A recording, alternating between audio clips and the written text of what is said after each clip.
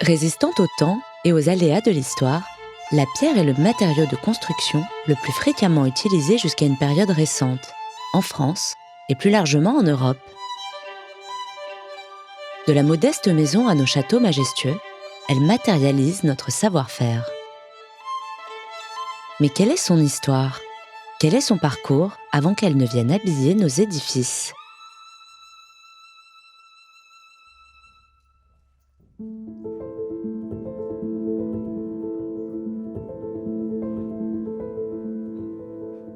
Nous prendrons l'exemple d'un calcaire de précipitation, dont le gisement se trouve dans le département de l'Hérault et qui servira à réhabiliter la façade de l'hôtel Boudon, situé à Nîmes.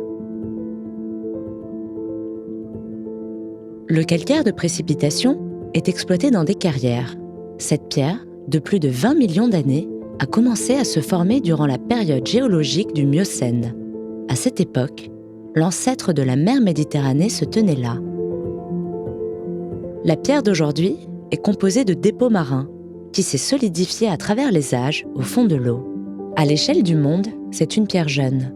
Elle est très tendre et de ce fait, très appréciée des tailleurs de pierre qui peuvent facilement la travailler.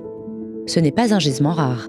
Le calcaire de précipitation est une pierre qu'on trouve en Bourgogne, en Charente et également dans le bassin parisien.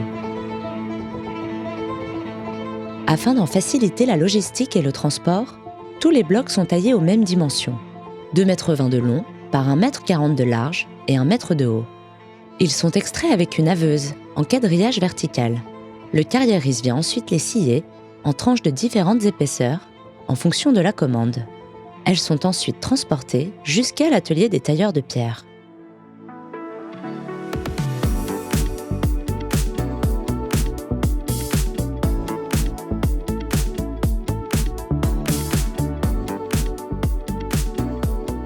Alors du coup, une fois qu'on a coupé les blocs, on arrive avec des blocs aux cotes approximatives de nos pierres à tailler. C'est que je suis en train de regarder mon faux équerrage pour pouvoir ensuite tracer mon panneau. Et en fait, l'équerrage est très important en taille de pierre parce que la taille de pierre, ce n'est que du renvoi de traits. Et si le bloc sur lequel on trace n'est pas d'équerre, ce qui peut nous amener à faire ce qu'on appelle un mort. C'est-à-dire un bloc qui est gaspillé. Là, on a terminé de remettre notre bloc d'équerre, donc on va pouvoir commencer à tracer. Je sais que comme ça, c'est ma hauteur, et je sais que ma moulure vient filer le long de ma hauteur, donc il faut que je l'applique comme ceci.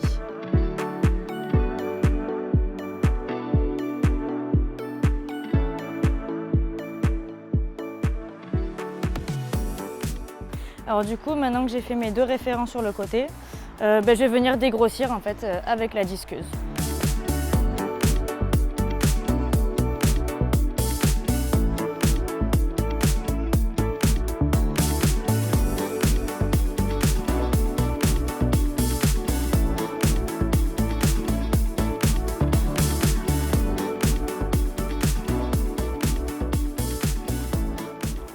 Et voilà, du coup la pierre est terminée, donc on peut l'amener au chantier pour la poser.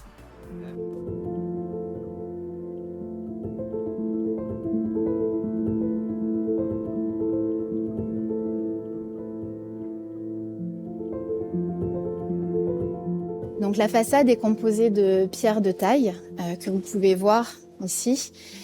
Certaines de ces pierres sont très altérées. Donc là, vous voyez par exemple ici, toutes les pierres, elles ont été repérées ici, qui sont complètement alvéolisées, qui vont être remplacées en tiroir. Elles vont être enlevées en tiroir et être remplacées à l'identique, mise en place.